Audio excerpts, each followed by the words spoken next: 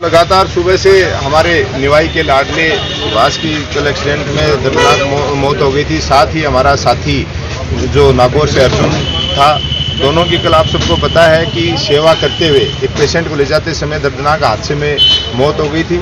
उसके लिए परिजन और सारे के सारे जो 108 चालक हैं, चाहे 104 हैं, चाहे प्राइवेट जितने भी निजी ऑपरेटर हैं, सबकी तरफ से 3 जिलों में तो बंद कर दिया गया था और रात को 10 बजे से पूरे राजस्थान में चक्का जाम करने की चेतावनी दी गई थी।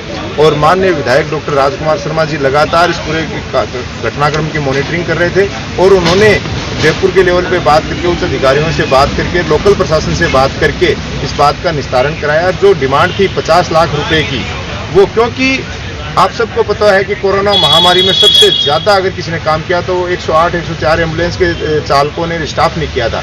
तो उनको कोरोना वॉरियर्स मानते हुए उसी कैटेगरी में लेते हुए राज्य सरकार ने निर्देश दिए हैं और कि 50 लाख रुपए का उनको मुआवजा दिया जाए और उसके अलावा उनके जो भी बेनिफिट्स जो बनते हैं, उनका राइट्स बनता है 10 लाख रुपए या 11 लाख जो भी है, वो उनको एक्स्ट्रा मिलेगा।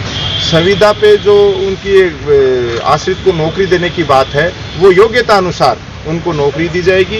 और बच्चे की शिक्षा की बात है, वो तो राजस्थान सरकार ने आपको पता है पहले ही जो स्कूली शिक्षा है वो सारी की सारी फ्री कर रखी है। तो शिक्षा की दृष्टि से भी कोई दिक्कत नहीं। ये 3 ही डिमांड थी, वो मान ली गई है। सारे परिजन और सारे के सारे 108 के लिए संचालक जो भी हैं, पूरी उनकी यूनियन है, वो सारे के सारे संतुष्ट हैं और बहुत ही सम्मानजनक समझौता हुआ है, जिसके तहत आने वाले टाइम में भी अगर ऐसे घटनाओं की कोई बात होती है, कोई दुर्घटना होती है, तो इन लोगों के साथ मान्य दृष्टिकोण के साथ इसी तरीके से राज्य सरकार की मंशा रहेगी और कल सुबह पोस्टमार्टम होके और इनका अंतिम संस्कार कर दिया जाएगा और हमारा सबका धरना प्रदर्शन हटा दिया गया है। सभी का सम्मानजनक समझौता हो गया। ये प्रोसेस कल से स्टार्ट हो जाएगी क्या? हाँ, कल से स्टार्ट।